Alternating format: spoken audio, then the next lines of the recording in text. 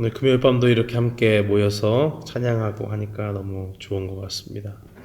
이 밤에 하나님께서 주실 말씀을 기대하면서 함께 말씀을 읽었으면 좋겠습니다. 오늘 이 밤에 하나님께서 우리에게 주시는 말씀은 데살로니가 전서 4장 9절로 12절까지의 말씀입니다.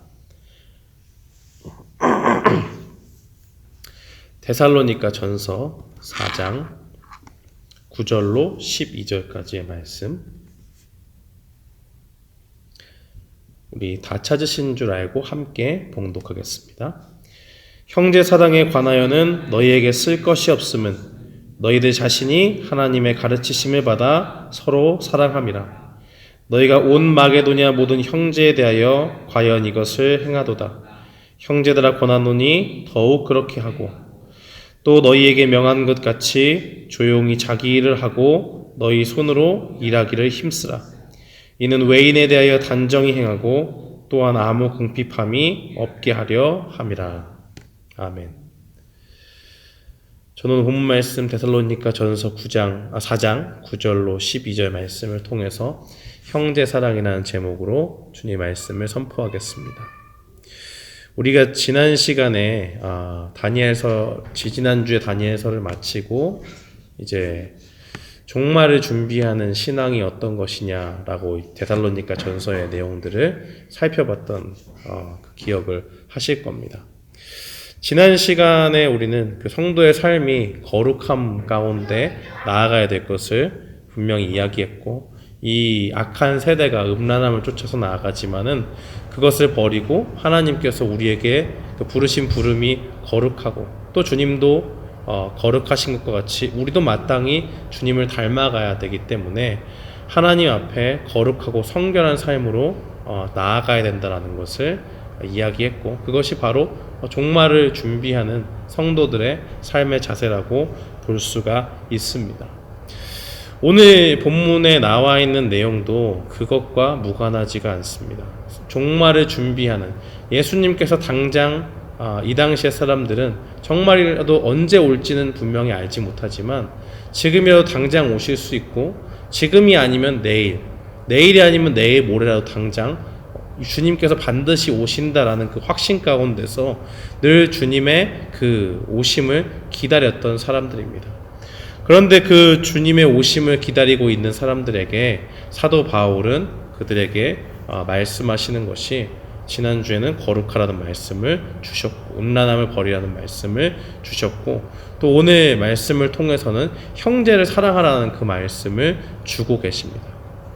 시대가 변하면서 점점 이제 급속도로 사회가 모든 것들이 빨라지고요. 공동체가 뭔가 파괴가 되고 다 그저 개개인이 열심히 사는 삶이 미덕인 것처럼, 또 그렇게 살아도 뭐 그렇게 나쁜 것 아니다라는 그런 생각을 하게 만듭니다. 그래서 뭐 홀로 밥 먹는 사람도 있고, 또 한국에 보면 1인 가구들이 많이 늘어난다고 하는데 다 그것도 어느 정도 그런 사회의 어떤 현상들을 반영을 하고 있는 것이죠. 그러니까 어느 순간부터 우리의 삶이라고 하는 것이 공동체 가운데서 다른 사람들과 함께 더불어 사는 것보다는 그런 모든 것들이 사실은 어느 정도 불편함을 감수하고 그 가운데는 또 헌신도 있고 여러 가지 불편함들을 수반해야 되는데, 그런 것들은 다 그만하고 나 혼자 조금 잘 삶을 영위했으면 좋겠다라고 하는 그러한 마음들 가운데 나오는 것입니다. 그러나 우리 주님께서는 우리가 어떻게 살기 원하시느냐, 여전히 공동체에 속한 하나님의 백성으로 살기 원하시고, 교회라는 공동체를 통해서 개개인의 신앙을 결속력 있게 서로가 돌보면서 살기를 원하십니다. 그러한 가운데 이 교회라는 것은 하나님의 공동체로서 서로를 돌보면서 믿음을 서로 점검하고 또 격려하는 그러한 공동체로 있다는 것을 볼 수가 있습니다. 특별히 오늘 데살로니가 교회에는 우리가 지난번에 살펴본 것과 같이 아주 사도 바울이 굉장히 짧은 시간을 거하면서 새 안식일을 거쳐서 그곳에서 말씀을 강론하고, 그곳에도 어느 정도 전도의 열매들이 일어나서 그곳에 교회가 세워지게 됐는데, 그곳에 사는 유대인들이 워낙 강력하게 사도 바울을 핍박하고 하는 바람에 그 전도팀들이 이렇게 밀려 다른 지역으로 그렇게 옮겨와야 됐습니다. 그러한 가운데서 사도 바울은 이 데살로니가 교회를 너무 사랑해서 디모데를 보내서 그들에게 어떠한 소식이 있는지, 그들이 믿음을 정말 잘 지키고 있는지를 살펴봤던 것이죠. 그래서 그들 가운데 정말 믿음을 잘 지키고 있다는 그 보고가 들어오자 정말 자기 일처럼 기뻐하는 것을 보게 됩니다. 마치 이 사도 바울의 심정이라고 하는 것은 이 데살로니가 교인들이, 이 성도들이 정말 자기가 없음에도 불구하고 자기가 정말 짧게나마 전한 그 복음을 부여잡고 삶의 실질적인 변화들, 우상을 버리고 하는 그러한 일들이 있었고요. 그뿐만이 아니고 그들의 믿음을 잘 지켜서 그 주변에 있는 사람들이 아주 그 데살로니가 교회라고 하면 굉장히 본이 되는 교회로서 그렇게 이렇게 사람들 가운데서 회자됐던 것을 보게 됩니다. 이러한 소식을 들으니까 사도 바울이 정말 기쁜 것이죠. 마치 이렇게 작은 아이를 돌보고 있는 어머니와 또 부모의 심정처럼 정말 이 데살로니가 교인들이 믿음 안에서 잘 자라주고 그 가운데서 정말 예수 그리스도를 정말 잘 닮아갔으면 좋겠는데 눈앞에 보이지는 않고요. 편지로나마 소식을 전할 수 있고 자기가 가지 못하는 가운데 답답한 가운데 있었지만 그들 가운데 있는 그 믿음을 잘 지키고 있다는 그 소식을 들으니까 정말 기쁜 것이죠. 그러한 정말 사랑의 마음을 담아서 데살로니가 교인들에게 오늘 본문 말씀을 전해주고 있는 것입니다. 특별히 이 본문 말씀을 살펴보면 어떻게 사랑하는 것이 참된 형제 사랑인가를 우리가 살펴볼 수가 있습니다. 먼저 9절 말씀에 보면 사도 바울은 이 데살로니가 형제들에게 너희에게 관해서는 형제 사랑에 대해서 더 이상 할 말이 없다라고 그렇게 이야기합니다. 왜냐하면 그 이유가 단순히 말로만 형제를 사랑하는 것이 아니고요. 그들이 아주 구체적이고 실천적으로 형제를 사랑하고 있기 때문이라고 그렇게 말합니다. 이 9절 말씀 하반절에 보니까 너희들 자신이 하나님의 가르침을 받아 서로 사랑함이라 그렇게 이야기를 하죠.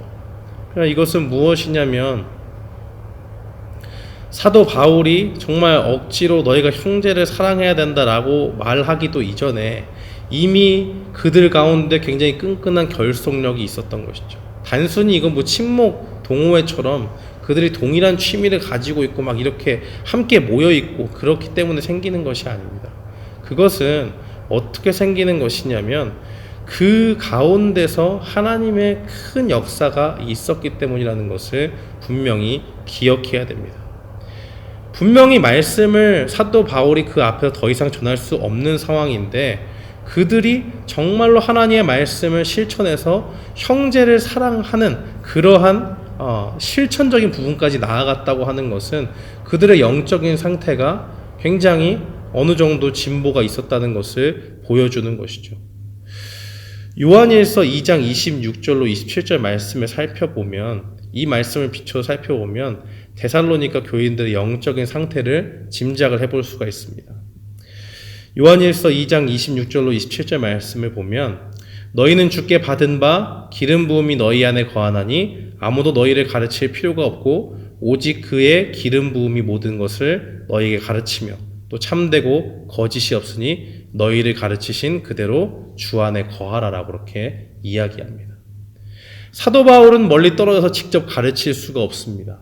이제는 그 땅의 핍박이 너무 심해가지고 바울이 데살로니가 근처만 가기만 해도 그 반대 세력이었던 유대인들이 들고 일어날 게 뻔합니다. 도저히 갈 수가 없어요. 그런데 이들 가운데서 정말 하나님을 사랑하는 마음으로 형제를 사랑하도록 그렇게 실천까지 이끌어 갔던 것은 무엇이냐? 바로 그들 가운데 역사했던 성령님의 능력이 있었다는 것이죠. 기름 부음이 너희 안에 거하나니 아무도 너희를 가르칠 필요가 없다. 하나님께서 가지고 있는 그 마음과 모든 것을 통달하시는 성령님께서 그들 가운데 깊이 역사하셨습니다. 그리고 그들 가운데 친히 무엇이 하나님의 뜻인지를 보여주셨어요. 형제를 사랑하는 것이 마땅하고 하나님을 사랑하는 사람이라면 형제를 사랑해야 된다. 그리고 너희의 실천적인 부분들이 반드시 필요하다. 누가 가르쳐 줍니까? 바울이 편지 써서 가르쳐 준 것이 아니고요. 그들 가운데 믿음 가운데 역사하는 그 성령님의 능력이 그들 가운데 있어서 그들에게 친히 하나님의 뜻을 가르쳐 주시는 것이죠. 그 가르침을 듣는 이 데살로니가 교인들은 어떻게 반응했습니까? 정말 믿음 가운데서 이것이 성령님의 음성이고 하나님의 뜻인 줄 알고 그 가운데서 형제를 사랑하는 실천을 행했다고 하는 것이죠. 그러니까 바울은 이미 그들에게 떠났지만 그들에겐 바울보다 더 훌륭한 선생이 있었던 것입니다. 그것은 바로 성령님이 그들에게 있었다는 것이고 성령님의 인도를 받는 가운데서 그들이 형제 사랑을 실천하고 있었다라고 그렇게 볼 수가 있는 것입니다. 그러면 그들이 어떤 구체적인 형제 사랑의 일들을 행했습니까? 10절 말씀에 보면 이 마게도냐 모든 형제에 대하여 이것을 했다라고 그렇게 이야기하죠. 근데 여기서 이것이라고 하는 것은 형제 사랑을 실천했다라고 얘기하는 거예요. 굉장히 구절이 짧지 않습니까? 원래 보통 이 정도로 얘기하려면 너희가 이거에 대해서는 더 말할 게 없다라고 하면 이 사람들도 이미 알고 있는 거예요. 데살로니가 교인들도 이미 우리가 어떠한 일들을 통해서 다른 사람들이 이야기하고 있는지를 압니다. 그 주변에 더 이상 부연 설명할 필요가 없이 이 사랑을 행했는데 그래서 짧게 다루고 있는 것 같아요. 이 10절 말씀에 보니까 이 온 마게도냐의 모든 형제에 대하여 과연 이것을 행했다라고 이야기하잖아요. 이 마게도냐라고 하면은 우리가 잘 그림은 그려지지 않지만 적어도 이렇게 초대교회의 역사들을 살펴보면 한 교회가 5개 정도는 있었어요. 근데 그 중에 뭐 우리가 아는 교회들을 얘기해 보면 뭐 데살로니가 교회라든지 뭐 빌립보 교회라든지 뭐 베레아에 있는 교회라든지 뭐 이런 곳들이죠. 그러니까 이런 사람들을 골고루 그들과 협력하면서 그들에게 사랑의 실천을 보였는데 뭔가 그들에게 향한 사랑은 구체적으로 나와 있지는 않습니다. 그런데 우리가 유추해서 볼 수 있는 것, 어떻게 하면 정말 데살로니가 교인들이 무엇을 했길래 그 주변에 있는 사람들이 정말 저 사람들은 형제 사랑하는 교회다라고 일컬을 수 있었느냐, 그 좀 증거를 찾아보면 고린도 후서 8장에서 그 근거를 좀 찾아볼 수가 있어요. 고린도후서 8장 1절부터 5절 말씀에 보면 이런 말씀이 나와 있습니다. 제가 한번 읽어볼게요. 형제들아, 하나님께서 마게도냐 교회들에게 주신 은혜를 우리가 너희에게 알리노니 환난의 많은 시련 가운데서 그들이 넘치는 기쁨과 극심한 가난이 그들의 풍성한 연보를 넘치도록 하게 하였느니라. 내가 증언하노니 그들이 힘대로 할 뿐 아니라 힘에 지나도록 자원하여 이 은혜와 성도 섬기는 일에 참여함에 대하여 우리에게 간절히 구하니 우리가 바라던 것뿐 아니라 그들이 먼저 자신을 주께 드리고 또 하나님의 뜻을 따라 우리에게 주었도다. 그렇게 이야기합니다. 이 무슨 말이냐면 여기서 극심한 가난이라는 표현이 나오는데 사실상 이 데살로니가라는 지역 자체가 경제적으로 이렇게 막 몰락하는 곳이 아니에요. 굉장히 부유하고 그 가운데 경제적인 활동이 활발했지만은 한 가지 걸림돌은 로마의 식민지이기 때문에 착취를 많이 당하는 일들이 있습니다. 바울이 데살로니가에서 복음을 전할 때 그 가운데 귀족들, 귀부인들이 많이 돌아오고 하는 사람들이 있었지만 그들뿐만이 아니고 뭐 빈부의 격차가 있는 사람들, 뭐 저소득층이라고 하는 그런 사람들도 믿었을 수 있겠죠. 어쨌든 그들이 함께 교회를 꾸려서 그 가운데 신앙생활을 하는데 그들에게 들려오는 소식이 뭐였냐면 예루살렘에 있는 성도들이 상당히 어렵다라는 그 소식을 듣게 됩니다. 그건 뭐냐면 지금 데살로니가 교회는 예루살렘에 있는 것이 아니고 이 외곽 지역에 빠져 있기 때문에 이방 도시에 빠져 있기 때문에 그곳에 있는 뭐 유대인들이 핍박을 하더라도 어느 정도 감내를 할 수 있었는지는 모르겠습니다만은 유대인들이 살고 있는 그 예루살렘 교회라고 하는 것은 유대인 천지잖아요. 그 가운데서 그들은 완전 고립되어 있는 배신자처럼 그렇게 살아가는 것이죠. 유대교에서 예수 그리스도를 하나님과 동등하게 여긴다고 하는 것은 완전히 그들의 신앙과 배치되는 것이고, 이거는 이교도죠, 이교도. 그리고 민족적으로 보면 민족의 반역자 정도라고 생각하면 됩니다. 그러니까 그들이 밖에 나가면 무슨 사회 활동을 할 수 있습니까? 전혀 없죠. 민족의 반역자한테 무슨 직업을 줍니까? 그런 게 없어요. 구할 수가 없는 것입니다. 누구랑 사귀고 싶어도 조금만 이 신앙에 관한 이야기들을 하면 다 떠나가고 그들을 핍박하고 그들을 박해하고 하는 그러한 일들이 있었다는 것입니다. 그것은 그들 가운데 너무나 당연한 것이어서 이 사도 바울이 이 유대인들의 세력을 업고 그 다메섹에 회심하기 이전에요. 다메섹에 그들을 잡으러 가지 않습니까? 그러한 것이 누가 잘못되었다고 얘기하는 사람이 있습니까? 아무도 없어요. 오히려 사도 바울에게 힘을 실어주고 이것은 정말 하나님을 위해서 하는 일이니까 옳은 일이다 하면서 힘을 실어주지 않았습니까? 그런 것만 봐도 예루살렘의 분위기가 얼마나 그 가운데서 살고 있는 회심한 유대인들에게는, 예수 그리스도를 주로 고백하는 그 유대인들에게는 얼마나 끔찍한 상황이었는지를 우리가 조금이나마 짐작을 해볼 수가 있습니다.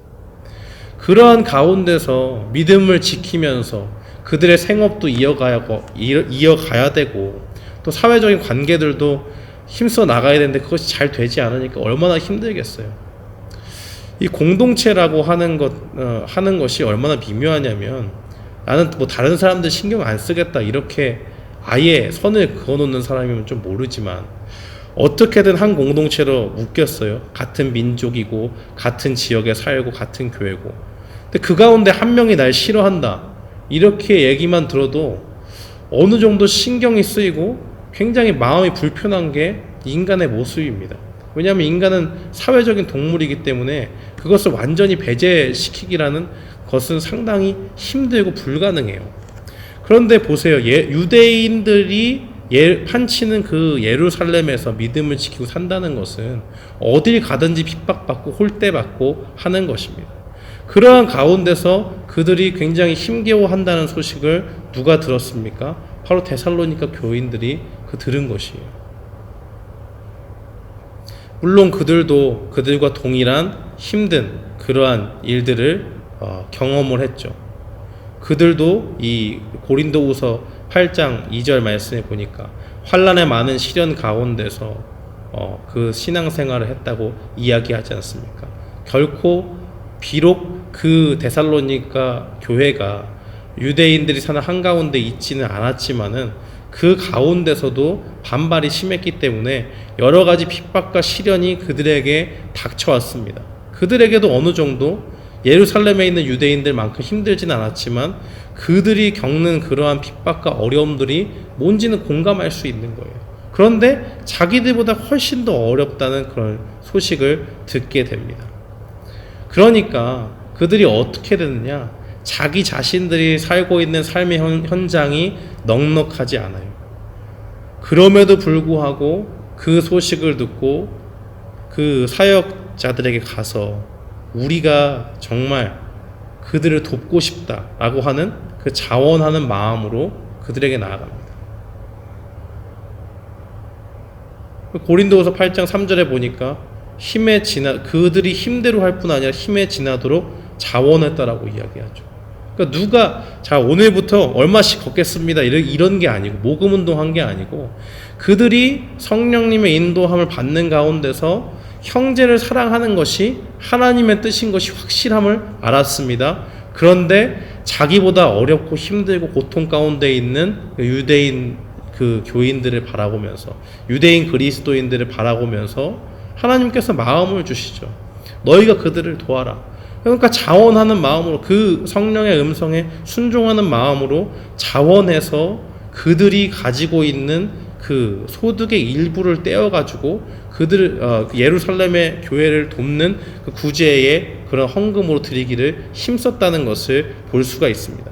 단순히 내가 이만큼 살 것이 요 정도 있으니까 요거 말고 요거 외에 남는 것을 하는 것이 아니고 힘대로 할 뿐 아니라 힘에 지나도록 자원했다라고 이야기하죠. 그러니까 내가 쓸 것도 더 띄어서 드리는 거예요. 정말 최소한으로 살 것을 남겨두고 이거 정말 저 형제들이 필요하니까 다 줘야 된다 라고 하는 것을 떼어놨던 것이죠.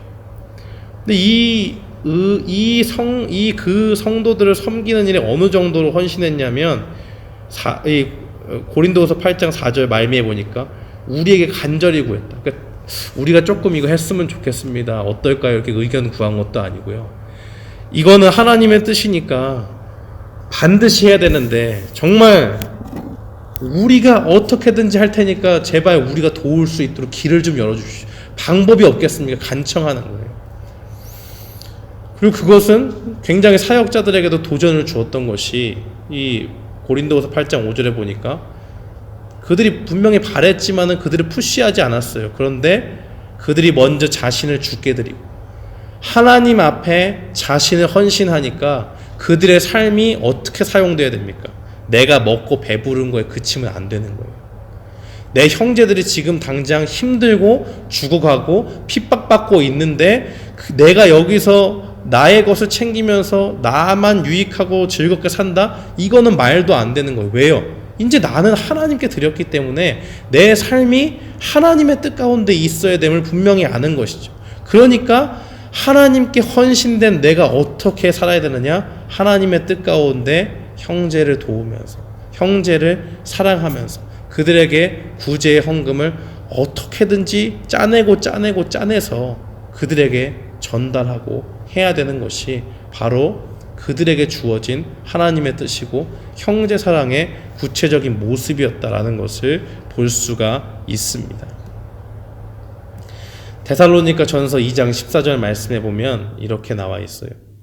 형제들아, 너희가 그리스도 예수 안에서 유대인은 하나님의 교회들을 본받는 자 되었으니 그들이 유대인들에게 고난을 받음과 같이 너희도 너희 동족에게서 동일한 고난을 받았느니라. 그러니까 보세요. 데살로니가에 있다고 해서 안전한 게 아니고 그들도 그들의 동족에게 핍박과 조롱을 함께 받는 거예요. 우상에게 다 절하고 우상에게 나온 음식을 다 먹고 하는데 너희가 뭐 고결하다고 그런 거 잘못됐다고 얘기하냐. 음란한 거? 뭐가 그게 그런 건 음란이 아니지. 신전 제사에 당연히 들어가야 되는 신전 창기가 있는 것이고 그런 황홀광을 통해서 신이 우리에게 무엇을 말하는지를 봐야 되지 않느냐라고 하면서 주변에 많은 데살로니가에 살고 있던 사람들의 동족들이 마치 유대인들의 유대인 그리스도인들을 핍박하듯이 데살로니가 교인들을 괴롭히고 그들을 굉장히 핍박했다라는 것을 보게 됩니다. 이러한 고난을 함께 받으니까 형제들이 얼마나 힘들고 그들의 삶이 정말 도움이 필요한 것인지를 알 수 있었던 것이죠. 사랑하는 성도 여러분, 우리에게도 정말 이러한 마음이 필요한 줄 믿습니다. 우리가 동일한 하나님을 믿고 동일한 그리스도를 주로 고백하는 가운데 있지만 우리 삶이 어디 넉넉한 사람이 있습니까? 모든 인생은 녹록치가 않은 것 같아요. 제가 인생을 논하기에는 굉장히 어린데 이렇게 다른 연세가 많으신 분들이 이렇게 한두 마디씩 툭툭 던지시는 걸 보면 인생에 있어서 모든 것이 쉬운 것은 없고 즐거운 시간들보다는 굉장히 힘겹고 넘어야 할 산들이 많고 그 가운데서 특히나 믿음을 지켜나가는 것은 세상에서 아주 어리석고 굉장히 고지식하고 조롱당하기 쉬운 그러한 삶이라는 것을 분명히 보게 됩니다. 그러나 그 가운데서 우리가 정말 서로를 위로하면서 서로를 사랑하는 마음으로 함께 그 모든 고난에서 이겨나가야 되는 것은 하나님께서 우리를 같은 주의 형제 자매로 부르시고 그 가운데서 서로의 아픔들을 함께 공유하면서 서로를 위해 기도하고 서로를 위해서 사랑을 베풀고 하는 그런 일들 가운데 우리를 부르셨기 때문입니다. 예루살렘에 있는 유대인들을 직접적으로 도왔던 이 구제 헌금을 모았던 그 믿음의 본, 또 사랑의 모습들을 데살로니가 교회는 마게도냐 지방에 있는 많은 사람들에게 그것을 보여주었고 그 가운데서 함께 다른 마게도냐에 있는 성도들도 그 사랑의 손길에 함께 동참한 것으로 저는 해석을 합니다. 그래서 우리가 형제 사랑이다라고 그렇게 이야기하면 두 가지를 깨달을 수가 있는 것이죠. 첫 번째는 이 형제 사랑이 어디로부터 왔느냐? 하나님의 모든 것이라 통달하시는 성령님의 가르침 가운데 나왔기 때문에 우리는 하나님의 우리 가운데 역사하시는 성령님의 음성에 민감해야 됩니다. 어떤 것에 민감해야 되냐면 정말 그 형제, 지금 데살로니가 교회는 유대인 성도들과는 완전히 동떨어져 있잖아요. 서로 어떻게 보면 별개라고 이야기할 수도 있습니다. 완전히 다른 지역에 있으니까요. 단지 그들에게 공통 분모가 되는 것은 무엇이냐? 한 주를 섬기고 있다는 것. 또 그리스도께서 그들을 위해서도 십자가에 달려 돌아가셨다는 것. 하나님께서 데살로니가 교인들을 사랑하신 것처럼 그들에게도 하나님의 그 구원의 역사가 이루어지기 위해서 그리스도께서 그들을 위해서 피 흘리시고 하나님이 그들 앞에 십자가에 못 박히신 예수 그리스도를 함께 주시고 그 피를 통해서 주어지는 그 은혜를 우리가 함께 받아 누린다는 사실을 분명히 기억해야 됩니다. 그리스도께서 다른 형제를 위해서 피를 흘리셨기 때문에 우리는 그 사랑의 근거에서 하나님이 그들을 사랑하시니 우리도 그들을 사랑해야겠다라는 그 마음을 분명히 품고 나아가야 됩니다. 또 한 가지 기억해야 될 것은 정말 그 형제를 사랑한다고 하면 말로만 하는 것이 아니고 나의 불편함과 나의 여러 가지 어려움들, 그 모든 상황들을 다 아시는 하나님 앞에서 우리가 어떻게든 그들을 돕기 위해서 삶의 실천적인 부분들을 분명히 보여줘야 된다는 사실입니다. 말로만 또 혀로만 사랑하는 것은 얼마나 쉽습니까? 그러한 사랑은 굉장히 무책임한 사랑이에요. 아프면 약을 사다 주고 정말 돌봐주고 그 상처를 싸매주고 하는 것이 바로 우리 주 예수 그리스도께서 행하셨던 그 사역이고 그 헐벗고 굶주린 자들에겐 찾아가서 먹을 것을 주시고 그들을 돕고 안진뱅이를 일으키고 눈먼 자를 밝히 보게 하시는 그 하나님의 능력은 단순히 말만 있었던 것이 아니고 행동도 반드시 수반됐던 것을 봅니다. 이와 같이 우리도 정말 형제를 사랑한다고 하면 우리의 손을 들어서 정말 그들에게 우리가 실제로 줄 수 있는 것이 무엇일까? 우리가 행할 수 있는 것이 무엇일까 하는 것을 분명히 기억해야 됩니다. 또 한 가지 기억해야 될 것은 11절과 12절에 나와 있는 말씀인데요. 거기 보면 이런 말씀이 나와 있죠. 또 너희에게 명한 것 같이 조용히 자기 일을 하고 너희 손으로 일하기를 힘쓰라고 그렇게 나와 있습니다. 얼핏 보면 앞의 내용이랑 조금 안 맞는 것 같아요. 앞에는 형제 사랑에 대해서 쭉 얘기했는데 11절에는 갑자기 일하는 것에 대해서 나옵니다. 너희에게 명한 것 같이 조용히 자기 일을 하고 너희 손으로 일하기를 힘쓰라고 그렇게 이야기하는데요. 이것이 어떻게 연결될 수 있냐면 이 핍박 가운데서 삶의 형편이 여전히 어려움에도 불구하고 열심히 자기의 소득의 일부를 떼고 힘에 지나도록 떼가지고 밤낮으로 열심히 일해가지고 번 돈을 연보로 드리는 사람이 있습니다. 교회예요. 그런데 그 옆에 어떤 사람이 일 안 하고요.